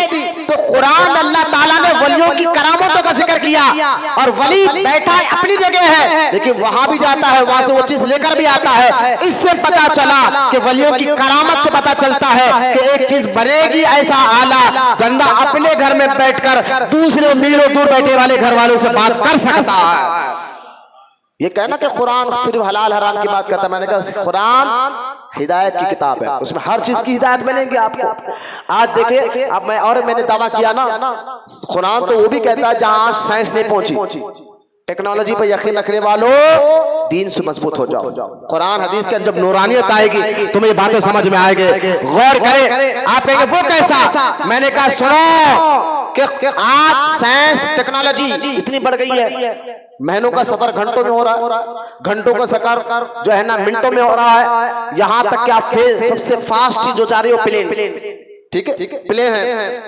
तो आज साइंस तरक्की करते करते इतनी बढ़ गई है, वो चाहती है कि बंदा को एक ऐसी सवारी दी जाए, सुने गौर से जरा, ऐसी सवारी बनाया जाए, ऐसा कोई प्लेन गाड़ी ऐसा बनाया जाए जिसकी स्पीड जो है ना बरख यानी बिजली से भी ज्यादा हो। इस पर रिसर्च हो रहा है अभी, ये कॉलेज में यूनिवर्सिटी में इस पर बात हो रही है, रिसर्च हो रहा है कि ऐसी सवारी बनाओ कि बिजली की स्पीड भी पीछे हो जाए, उससे स्पीड ये सवारी जाए जैसा। लेकिन सबसे पहले आप जानते हैं कि बिजली ये करंट है, करंट आप जाके जिसके पास आला है, जो साइंटिस्ट होते हैं, जो इस बिजली के महकमे में काम करते हैं, कलेक्टर होते हैं, कभी उनसे बात करके पूछे कि ये जो बिजली है 1 सेकंड में कितनी स्पीड को तय करती है, स्पीड इसकी कितनी है, ताकि आपको पता चले ना कि बिजली की स्पीड क्या होती है। तो आपको पता चलेगा। अगर चलो ठीक है कहीं जा नहीं सकते, अभी आप फोन निकाले गूगल पर सर्च कीजिए, आपको पता चलेगा। गूगल पर सर्च करके बताइए, गूगल तू बता कि बिजली की स्पीड क्या है। तो बिजली की स्पीड आपको गूगल पर सर्च करने से मिल जाती है कि बिजली की स्पीड के बारे में आज के साइंटिस्ट कहते हैं 1 सेकंड में 1,22,000 मुरब्बा मील की वो स्पीड तय करती है। कितने सेकंड में? 1 सेकंड में 1,22,000 मुरब्बा मील की स्पीड से जाती है बिजली। तो अब सोचिए आप, बिजली इतनी स्पीड जाती है कि एक खटका को लाइट आ रही है लेकिन उसकी स्पीड का अंदाजा है आपको? तो आज जो है साइंस ये चाहती है कि ऐसी सवारी बने जिसके जरिए वो सवार पे एक इंसान बैठे, बिजली से भी स्पीड जाए वो सवारी। अभी वो बनी नहीं लेकिन इस पर रिसर्च हो रही है। तो एक मौलाना ने एक जब बयान किया कि कुरान में अल्लाह ने हर चीज का जवाब रखा है, तो एक साइंटिस्ट साइंस पर टेक्नोलॉजी पर यकीन करने वाले ने कहा अच्छा कुरान में हर चीज का जवाब है, जरा ये बताइए कि अभी साइंस इतनी तरक्की कर गई है लेकिन ऐसी सवारी बनाई नहीं, क्या इसका भी जिक्र कुरान में है? कुरान इसका जवाब दे सकता है? तो मैंने आलिम दीन ने कहा हाँ कुरान इसका जवाब देता है। बोलो ना सुभान अल्लाह। वो हैरान हो गए, अरे भाई अभी ऐसी टेक्नोलॉजी हुई नहीं लेकिन कुरान में जवाब है। मैंने कहा थ्योरी पहले दी जाती है, समझे? थ्योरी, पहले थ्योरी आती है, उसके बाद उस पर प्रैक्टिकल तौर पर अमल किया जाता है। थ्योरी नहीं मिली तो जहन में बात आपके है ही नहीं, तो आपके जहन में बात आ ही नहीं सकती, तो आप बनाएंगे क्या? पहले बात जहन में आती है, फिर उसको थ्योरी दी जाती है, उसके बाद उस चीज को आप बनाएंगे। तो आपका जहन क्या काम कर रहा है कि ऐसी कोई मशीन बन सकती है, गाड़ी बन सकती है? हो सकता है अभी 2024 चल रहा है, 2050 के दरमियान वो सवारी बन जाए, आज से 50 साल 60 के बाद, क्योंकि कुरान ने कहा तो होकर रहेगा। बोलो ना सुभान अल्लाह। मैं समझाना क्या चाहता हूं, कुरान हर चीज के दौर में हिदायत है, बस तुम यकीन मजबूत करो। अब कहेंगे ठीक है मौलाना जवाब क्या है कि ऐसी कोई सवारी बन सकती है, इसका प्रैक्टिकल थ्योरी क्या है कुरान में? तो अब देखे कुरान उसका जवाब 15वें पारे में देता है। हाय हाय हाय, 15वें पारे में कुरान जवाब देता है, सुभान अल्लाजी असरा बिअब्दिही, कि पाक है वो जात जो अपने हबीब को रात के छोटे से हिस्से में बुराक पर बिठाकर जमीन से आसमानों का सफर एक लम्हे में करा कर भेजा। तो पता क्या चला कि हुजूर मेराज की रात बशरी लिबास में, सिर्फ ख्वाब में नहीं गए, चल जब मेराज की रात आएगी इस मस्जिद में जब बताऊंगा, जिस्मानी तौर पर हुजूर गए, बुराक पर बैठ कर गए। बुराक बर्क से बना, बर्क बिजली को कहते हैं। तो ऐसी सवारी जो अल्लाह ताला ने जन्नत से भेजी थी हमारे नबी के लिए, वो बुराक से बनी हुई थी, बिजली से बनी हुई सवारी थी। उस पर हुजूर बैठ कर गए और आए, सातों आसमानों के पार गए और आए रात के छोटे से हिस्से में, रात के छोटे से हिस्से में। खैर ये हमारे नबी का एक मौजज़ा है और अल्लाह की कुदरत और ताकत को समझने का जरिया है। साथ ही साथ कुरान क़यामत तक के मुसलमानों को बताया ऐसी सवारी दुनिया में बनेगी जिसमें बंदा बैठेगा तो बिजली से ज्यादा स्पीड जाकर आएगी। अभी बने नहीं, कुरान जवाब दे रहा। तो मेरे भाइयों कुरान हदीस पर यकीन मजबूत रखो। इसलिए पहले के बुजुर्गों को अगर आप पढ़ेंगे, वो सिर्फ कुरान हदीस पढ़ते थे लेकिन जवाब हर चीज का देते थे।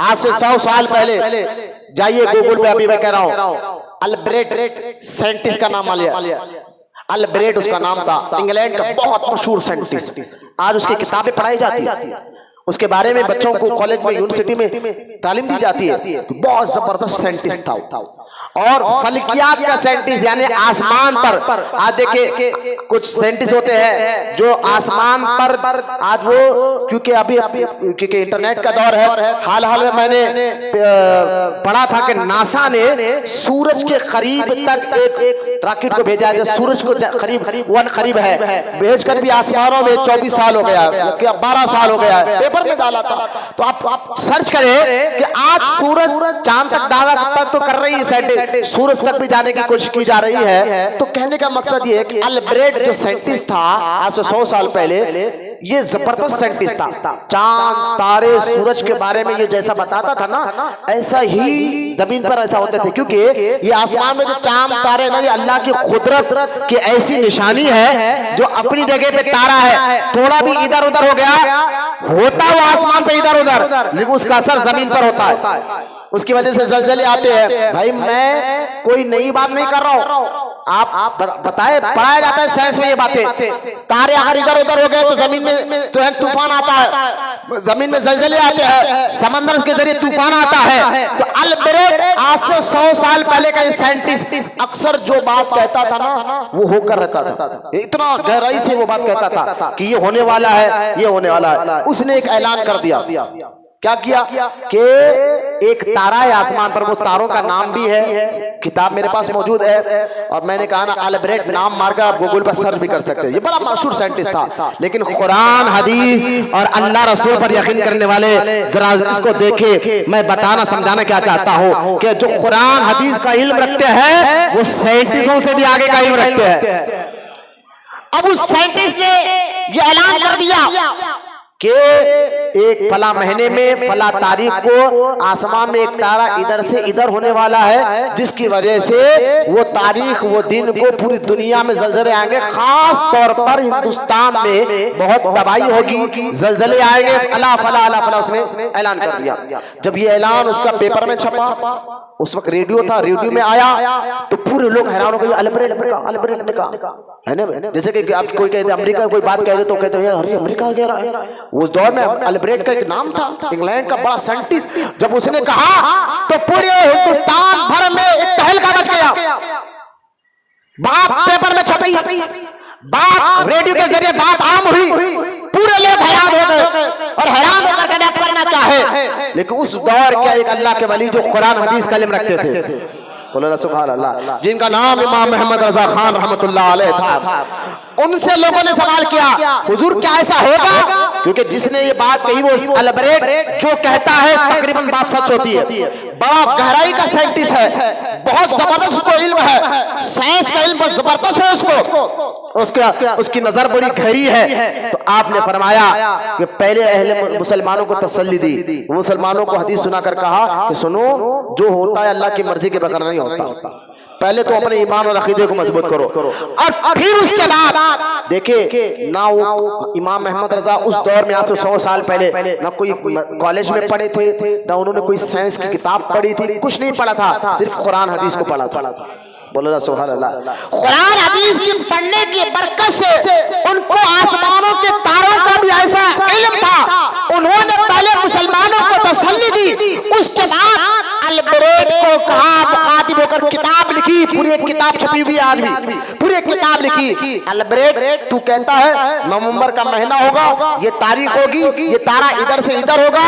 मैं कहता हूँ आपने किताब लेकर, मैं जो देख रहा हूँ ये जो तारे का तूने नाम लिया, तारों के नाम भी है, साइंस के नजदीक तारों के नाम भी है। तो जिस तारे का नाम लेकर अल्ब्रेक्ट ने पेशन गोई की थी, जिसकी वजह से पूरी दुनिया भर में मुसलमान परेशान हो गए थे और इंसान परेशान हो गए थे, बरेली के अहमद रजा ने कुरान हदीस की रोशनी में जवाब देते हुए फरमाया, तू कहता है कि नवंबर के महीने में ये तारा इधर से इधर आएगा, मैं कहता हूँ ये तारा इधर से इधर नहीं, अपनी जगह पे जहां है वहीं रुका रहेगा। और उन्होंने कोई ऐसा जवाब नहीं दिया कि कुरान हदीस से, ये तो कुरान हदीस की बात होती तो आपके हम मानेंगे, लेकिन ईसाई क्यों मानेगा, गैर मुस्लिम क्यों मानेगा? तो लिहाजा उसको उसकी जुबान में आपने जवाब दिया, नहीं समझिए आप। उस अल्ब्रेक्ट को इमाम अहमद रजा ने उसकी जुबान जो साइंस के इल्म पर उसको नाज था, उसी इल्म से उसको जवाब दिया। तेरा इल्म साइंस का इल्म कहता है ये तारा इधर आएगा, मैं कहता हूं ये तारा इधर ही रहेगा, मेरा साइंस का इल्म दे। और दुनिया ने देखा नवंबर का महीना चला गया, लेकिन जमीन पर क्या पूरी दुनिया में कहीं ज़लज़ला नहीं आया। बोलो मोहब्बत से सुभान अल्लाह। ये होते हैं उलमाए कराम। आप करीब हो मौलवियों के करीब, सिर्फ आप समझते कि नमाज रोजा हज ज़कात की बात करेंगे। अरे हर दौर की तरक्की की बात कुरान हदीस कहता है, उसके जरिए हम आपको बताते हैं। लिहाजा अपने ईमान और अकीदे, ये बात सहाबा समझ गए थे। बोलो ना सुभान अल्लाह। सहाबा ये नहीं देखते कि भाई आज की तरक्की, सहाबा जान गए थे कि तरक्की होना है तो हुजूर के खरबों से लिपट जाओ, अल्लाह दुनिया में तरक्की देगा और आखिरत में भी तरक्की अता फरमाएगा। ये बात समझ जाइए आप। सिर्फ आज न्यू जनरेशन को हमारे भटकाया जा रहा है कि भाई आप क्या लिखा है कुरान में, नमाज रखिए बस बस इतना ही और कुछ नहीं ना। जवाब हर चीज का आपको जवाब है, तो आपको जवाब, लेकिन पहले आपको अल्लाह रसूल पर यकीन मजबूत करना होगा, ईमान मजबूत करना होगा। इसलिए हजरत बानी जामे निज़ामिया मौलाना अनवारुल्लाह फारूकी रज़ी अल्लाह तआला अन्हु अपनी किताब मकासिद इस्लाम जिल्द नंबर 5 में एक हदीस पाक लाते हैं, उसमें लिखते हैं, आप फरमाते हैं कि अल्लाह के रसूल अलैहिस्सलातु वस्सलाम ने इरशाद फरमाया कि मेरे बाद, मेरे सहाबा के बाद जो मुसलमान आएंगे, मुझे उनमें एक चीज का डर है। साहबा ने पूछा हुजूर वो किस चीज का डर है? फरमाया मुझे इस बात का डर है कि उनके यकीन जो ईमान है ना, उससे कमजोरी बहुत आ जाएगी, यकीन में कमजोरी बहुत आ जाएगी, उनके ईमान में कमजोरी आ जाएगी। लिहाजा आज वो दौर चल रहा है, हमारा यकीन अल्लाह पर, रसूल पर, फरिश्तों पर, जन्नत पर, दोज़ख पर, मरने पर, हिसाब किताब पर, आखिरत पर, क़यामत पर, तकदीर पर, जहां से यहाँ यकीन कम हुआ, ना हमें नमाजों में दिल लग रहा है, ना हमें इबादत में दिल लग रहा है, ना हमें दीन अच्छा लग रहा है माज़अल्लाह, ना कुरान हदीस पे हमारी कोई तवज्जो रही है। लेकिन जहां सा यकीन कम हुआ, ईमान की कमजोरी पैदा हुई, तो आज दुश्मन हम पर गालिब हो गए हैं, जालिम हम पर गालिब हो गए हैं, और आपको मारा जा रहा है, लूटा जा रहा है। और उधर दौर को देख ले, जब उनका यकीन मजबूत हुआ सहाबा का अल्लाह पर, रसूल पर, जन्नत पर, दोज़ख पर, मौत पर, हिसाब किताब पर, तो फिर सहाबा का यकीन ऐसा मजबूत हुआ तो अल्लाह ताला ने फरमाया इन कुंतुम मोमिनीन, अब तुम पक्के मुसलमान हो गए हो, गम ना खाओ, सुस्ती ना करो, अल्लाह तुम्हारी मदद करने तैयार है। अपने यकीन और ईमान को मजबूत करिए, फिर आप अल्लाह की मदद। आप देखिए सहाबा इकराम की तकलीफें सही, उनको अंगार पर लिटाया गया, उनकी नंगी पीठ पर कोयले मारे गए, उनको जो है चादर लपेट कर उनको नाक में धुआं छोड़ा गया, उनके माल को लूट लिया गया। हजरत सैयदना सुहेल रूमी रजी अल्लाह ताला जब हुजूर मक्का छोड़कर मदीना चले गए, पहले तो अहले ईमान को कहा, सहाबा इकराम को कहा कि जब मुशरिकीन इस्लाम को दुश्मन, मुसलमानों के बड़े दुश्मन हो गए, तरह तरह से उनको तकलीफ देने लगे, मारने लगे, तकलीफ देने लगे, लेकिन उन्होंने कभी ईमान से हाथ नहीं धोया।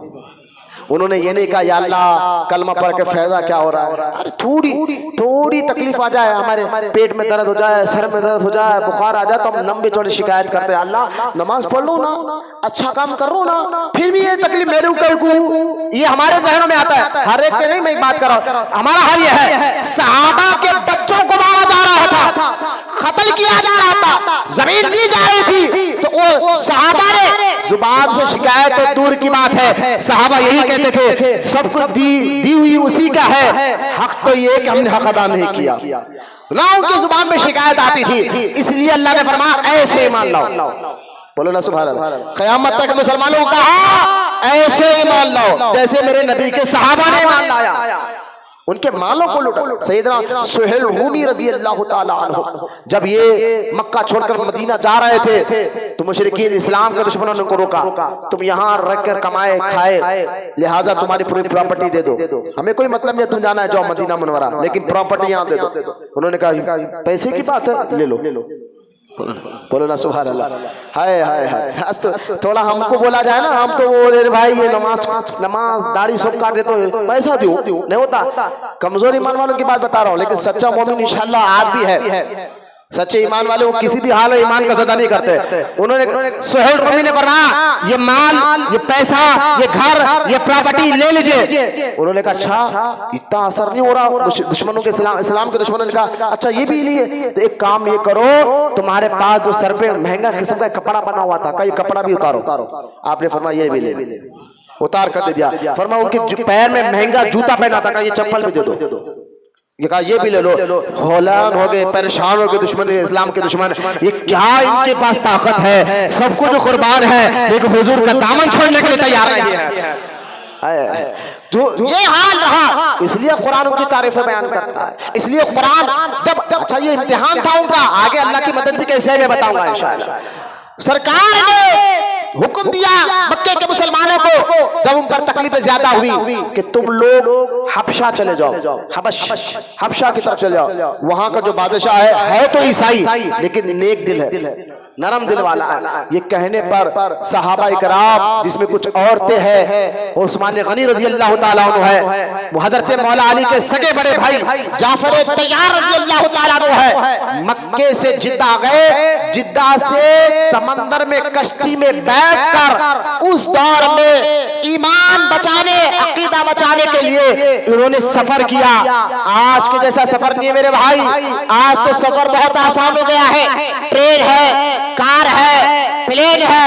वो दौर का सफर 1400 साल पहले, वो भी आज के दौर में समंदर के एक से कश्तियां निकल गए हैं, उस दौर में ऐसी कोई तरक्की नहीं थी। कश्तियां तो ऐसी कश्तियां थे नाम के कि आगे जाकर कब डूब जाए पता नहीं है। उस दौर 1400 साल पहले जो कश्ती थी होंगी, ऐसी मजबूत कश्ती छोड़ी थी जो आज के दौर में कश्तियां बड़ी से बड़ी लहर को आज के दौर की कश्तियां संभाल लेते हैं। 1400 साल पहले ऐसी तरक्की नहीं थी। ऐसी कश्ती में बैठकर सहाबा इकराम ईमान बचाने के लिए अपना वतन छोड़कर जा रहे हैं। बोलो ना सुभान अल्लाह।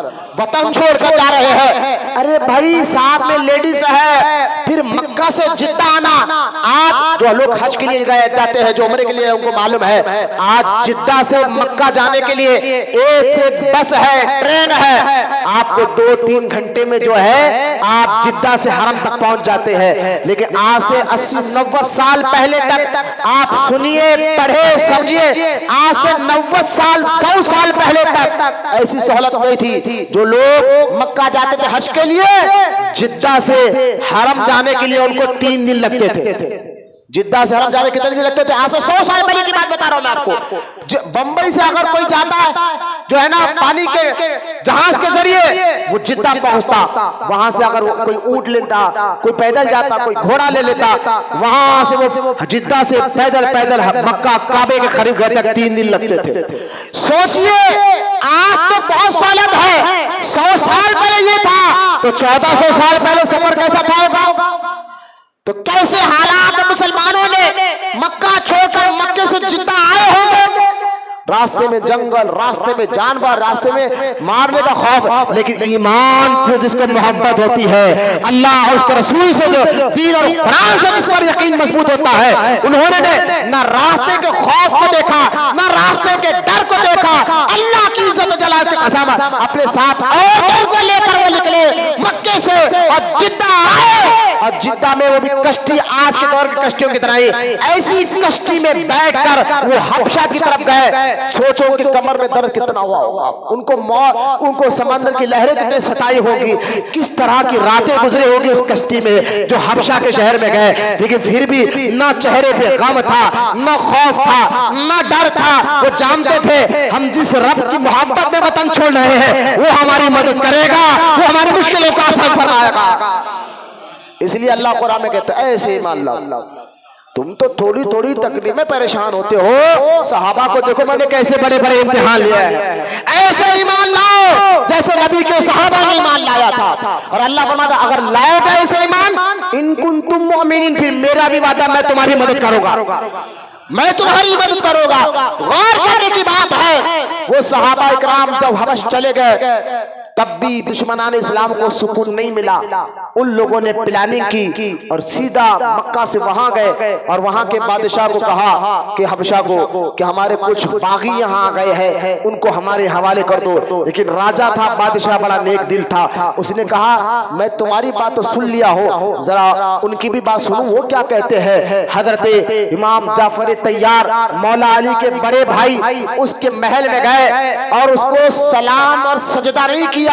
तो बादशाह और बादशाह के साथियों ने कहा कि बादशाह को सजदा करने का हुक्म है, तुमने सजदा क्यों नहीं किया।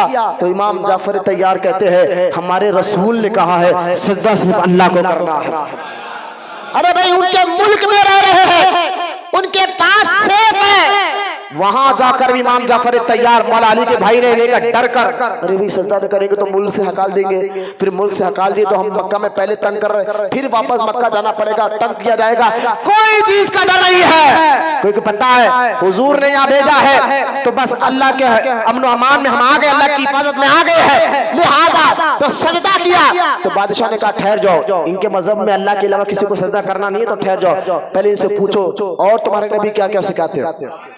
बोलो ना सुभान अल्लाह। इमाम जाफर तैयार जो मौला अली के सगे बड़े भाई हैं, उन्होंने बादशाह के सामने कुरान, हदीस और सूरे मरियम पढ़कर ऐसा इस्लाम की तारीफ को बयान किया, हदीस को बताया और बताया कि वो नबी जो मजलूमों पर, जो गरीबों यतीमों पर रहम करने का हुक्म देता है, जो नबी वो माँ बाप की इज्जत करने का हुक्म देता है, वो नबी सच्चा ताजिर बनने का हुक्म देता है, वो नबी सिर्फ रब की इबादत करने का हुक्म देता है, वो नबी जो अमन को पसंद करता है, पीस को पसंद करता है, वो नबी का हम कलमा पढ़ रहे हैं। ये बादशाह ने जब तकरीर सुनी तो उसको दीन से इतनी मोहब्बत हो गई, इतनी मोहब्बत हो गई। था तो वो ईसाई लेकिन जानकार था। उस बादशाह ने कहा जो तारीफ है इमाम जाफर तैयार, तुम अपने नबी की जो तारीफ बयान कर रहे हो, इस्लाम के बारे में जो तुम बातें बता रहे हो, दीन के बारे में जो तुम बातें बता रहे हो, यकीनन ऐसी बातें मैंने पुरानी किताबों में पढ़ी थी।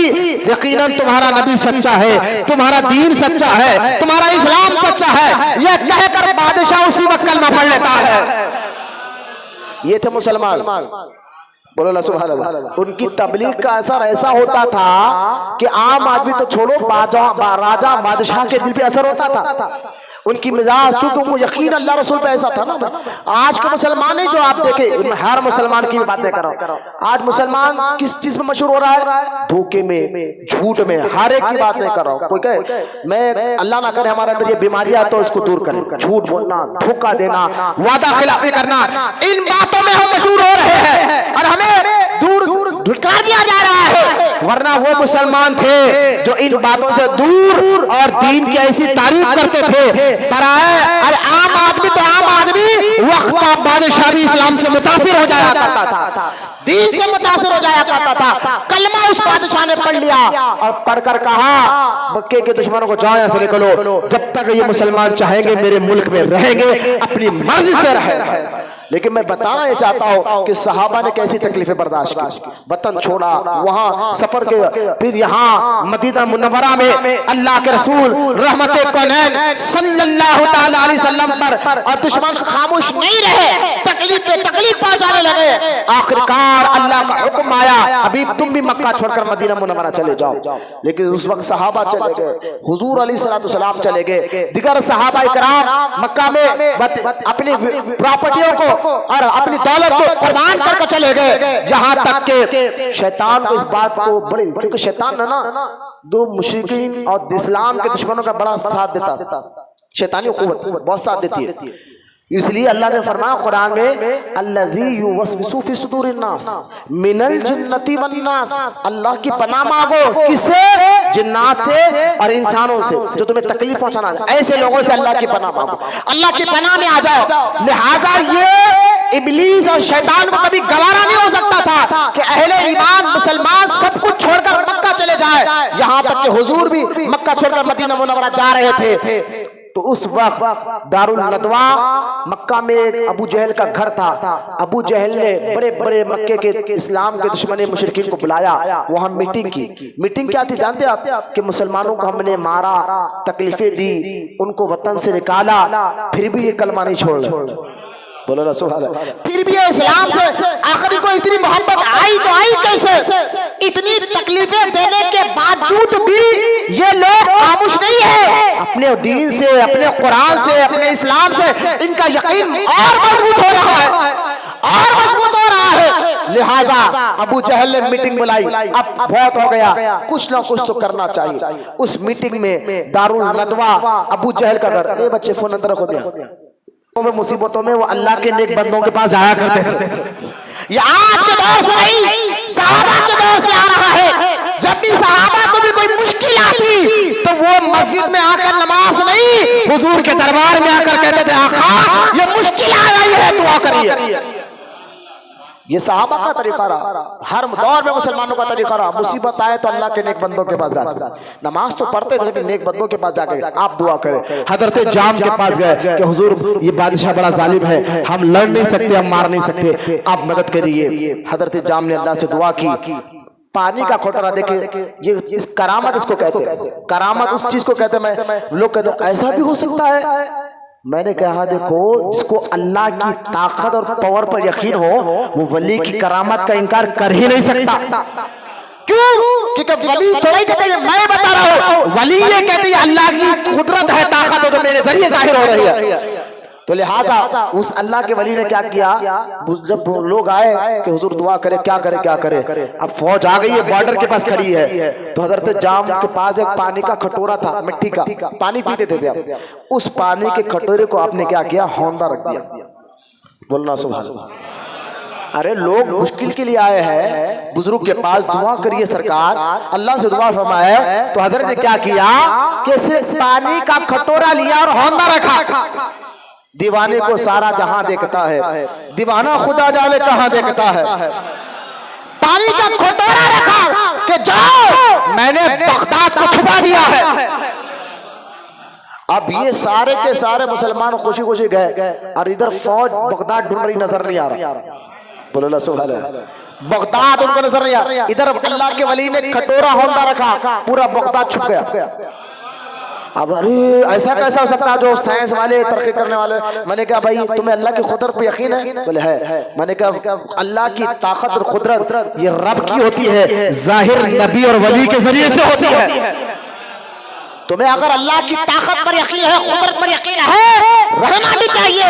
जगह जगह अल्लाह ने कुरान में नहीं कहा इन्नल्लाह अला कुल्ली शैइन कदीर, अल्लाह हर शय पे कादिर है, वो जो चाहे कर सकता।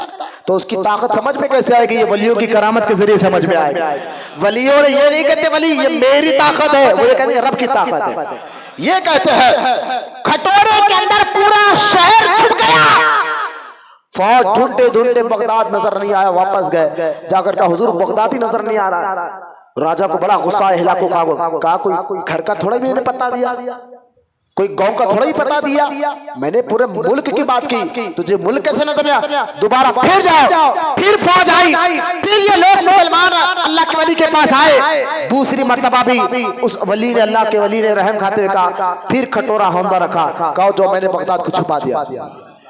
अब ये फौज दूसरी मर्तबा आई, पूरे शहर देख रही, जंगल पहाड़ नजर आ रहे थे कि शहर नजर नहीं आ रहा, जंगल और पहाड़ नजर आ रहे, शहर नजर नहीं आ रहा। अब दूसरी मर्तबा फिर फौज वापस गई, कहा इलाकों का कि हुजूर अब भी नजर नहीं आ रहा है। अब बादशाह बोला अच्छा अब मैं खुद चलूंगा। तीसरी मर्तबा बादशाह खुद आया, इधर लोग फिर आए तीसरी मर्तबा और आकर कहा अब तो बादशाह भी साथ आ रहा है, कुछ करिए। तो अब अल्लाह के वली हजरत जाम ने इस तरह खटोरा हौना रखना चाहा, अल्लाह ताला की तरफ से इल्का हुआ। हाँ, इल्का कहते दिल में ख्याल आना, वही कहते हैं अल्लाह ताला फरिश्तों के जरिए नबियों से बात करता है, रसूलों से बात करता है।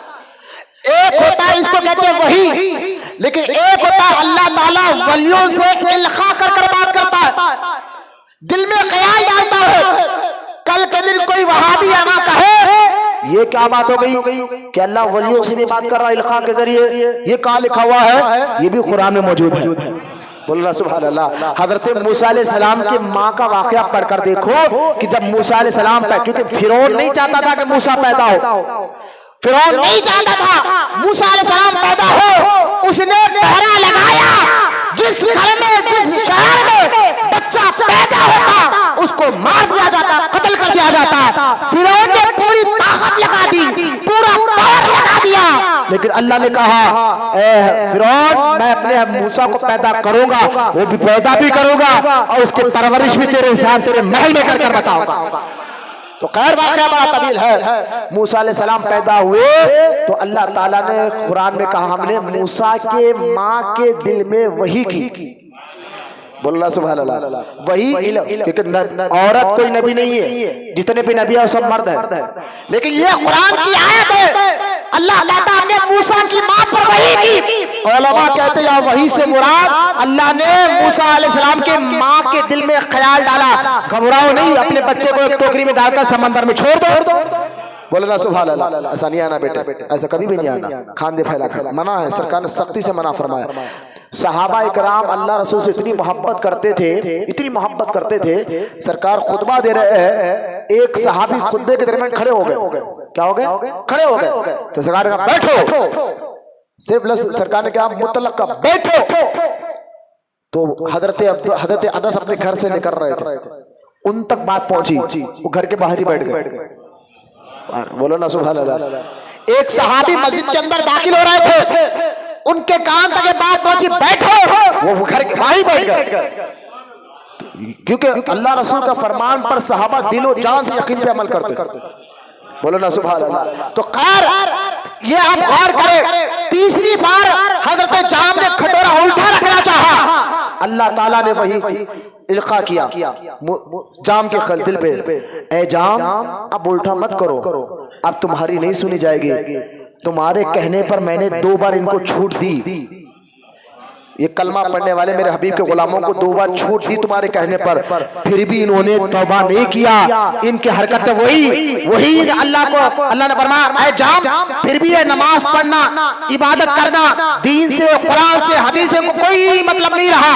वही खाओ पियो, अपनी जिंदगी गुजारो, ये हालत इनकी हो गई है। 2 बार तो मैंने तुम्हारी बात सुन ली, आप ये बादशाह आएगा, इन सबको कत्ल करेगा। ऐ जाम, इसमें तुम भी शहादत पा जाओगे, तुम्हें भी। फिर हुआ, बादशाह आया, पूरे मुसलमानों को मार कर हिलाकू खां का पढ़ कर देखे, नाम भी बता रहा हूं, गूगल पर सर्च के, हिलाकू खां, इसने बगदाद को तहस नहस किया और तहस नहस कर इसने जो है मुसलमानों के खोपड़ियों का एक बड़ा मीनार बनाकर उस खोपड़ियों पर बैठकर मुसलमान के कटी हुई खोपड़ी में शराब पी कर गया। इस तरह खतरनाक बादशाह। देने का मकसद ये है, समझाने का मतलब ये है कि हालात जो आज हमसे बद से बदतर हो रहे हैं, अरे फला हुकूमत आ जाए तो मुसलमानों का भला होगा, फला पार्टी आ जाए तो किसी पार्टी पे भरोसा नहीं करना है। रब की जात पर तवक्कुल और यकीन को मजबूत करो, फिर ये मुश्किलें अल्लाह आसान कर बताएगा, क्योंकि रब का वादा है। नहीं समझे आप? अल्लाह का वादा है, इन कुंतुम मुमिनीन, तुम सच्चे मुसलमान बनो तो सही, अल्लाह तुम्हारी मदद को जाहिर। बोलो ना सुभान अल्लाह। सहाबा इकराम इतनी तकलीफें उठाए, मक्का छोड़ा, मैदान, अपने बच्चों को, अपने माल को, सबको कुर्बान किया। जब उनका इम्तिहान मुकम्मल हुआ, अल्लाह ने देख लिया ये सच्चे और पक्के मुसलमान हो गए। बोलो ना सुभान अल्लाह। अल्लाह ने देख लिया सच्चे और पक्के मजबूत हो गए। पहाड़ इनके सामने बेकार है, पहाड़ की मजबूती इनके सामने बेकार है। कुरान से, अल्लाह से, रसूल से, दीन से इनका रिश्ता मजबूत हो गया। अब ये मक्का छोड़कर मदीना आ गए तो मक्के के दुश्मनों ने कहा कि हम घुस कर खत्म कर देंगे, चूंटी की तरह मसल देंगे। इस तरह बदर का वाकया हुआ। 313 मुसलमान, कितने? 313, और 313 मुसलमान। फिर धूप काले का मौका, रमजान का महीना, रोजे की हालत में, धूप है, 313 मुसलमानों के हाथ में 70 तलवारें हैं, 2 घोड़े हैं, कपड़े भी सही नहीं, भूख की हालत है। ऐसी हालत में वो मैदान बदर में गए। उन्होंने ये शिकायत नहीं की, ऐसी हालत में हम क्या लड़ेंगे? जब मूसा अलैहिस्सलाम अपनी कौम को लेकर गए थे, कौम अलामी खां को मारने के लिए, जो मस्जिद अक्सा में कब्जा करे हुए थे, वो कौम मूसा अलैहिस्सलाम के पास तो हजारों की तादाद में उनके उम्मती थे, लेकिन जैसा वहां गए, नहीं आ रहा जी हजरत, ऐसा नहीं आ रहा, बिठाओ, मैं सिरा नहीं है, हाँ बताओ मसला बताओ। गौर करने की बात यह है, मूसा, मैं बात खत्म कर रहा हूं, सिर्फ 2-3 मिनट रह गए, बात सुनिए मेरे गौर से। मूसा अलैहिस्सलाम जब कौम अलामी खां को लड़ने के लिए अपनी कौम को अल्लाह के हुक्म से लेकर गए थे, लेकिन वो कौम उनकी पहलवानी की ताकत को देखकर डर गई। डर कर हम नहीं लड़ेंगे, तुम जाओ, तुम मूसा तुम लड़ो, तुम्हारा खुदा जाकर लड़े, हमें मतलब नहीं है, इतने बड़ी खतरनाक लोगों से हम लड़ेंगे। और फिर अल्लाह ने ऊपर ऐसा अजाब किया, मैदान तैया में अल्लाह ताला ने 40 साल तक मैदान के अंदर उनको कैद कर रखा, और रास्ता ही नहीं मिलता था उनको मैदान के बाहर जाने का। खैर तवील वाकया है।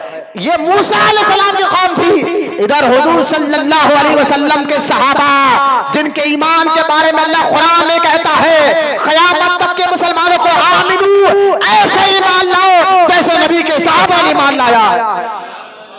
ये 313 मुसलमानों ने ना अल्लाह से शिकायत की, ना रसूल से शिकायत की, ना इन्होंने ये ना कहा कि या रसूल अल्लाह हम क्या लड़ेंगे, दुश्मन बड़ी तादाद में है, दुश्मन के पास हथियार ज्यादा है, हम क्या लड़ेंगे, हमारी ताकत क्या है, हम तो यूं पे मसले जाएंगे, ऐसा कुछ भी नहीं कहा। बल्कि उन्होंने ये जवाब दिया अल्लाह के रसूल को, या रसूल अल्लाह सल्लल्लाहु अलैहि वसल्लम, आका हम मूसा अलैहिस्सलाम के दौर के लोगों की तरह नहीं है, हम आप पर कलमा पढ़ने वाले हैं, हम आप पर यकीन करने वाले हैं, हम ऐसा जवाब नहीं देंगे जो जवाब मूसा अलैहिस्सलाम के उम्मतियों ने मूसा अलैहिस्सलाम को दिया था। आका आप इशारा तो करिए, हम तो आगे से, दाएं से, आगे से, पीछे से आपके कुर्बान। आका अगर आप इशारा कर दे तो हम समंदर में कूदने तैयार है। अल्लाह ने देखा बा ईमान इतना यकीन हो गया है, बोलो ना सुभान अल्लाह। ईमान इतना मजबूत हो गया, यकीन इतना मजबूत हो गया, मेरे हबीब के गुलामों का यकीन ऐसा मजबूत हो गया, अल्लाह पर, रसूल पर, कुरान पर।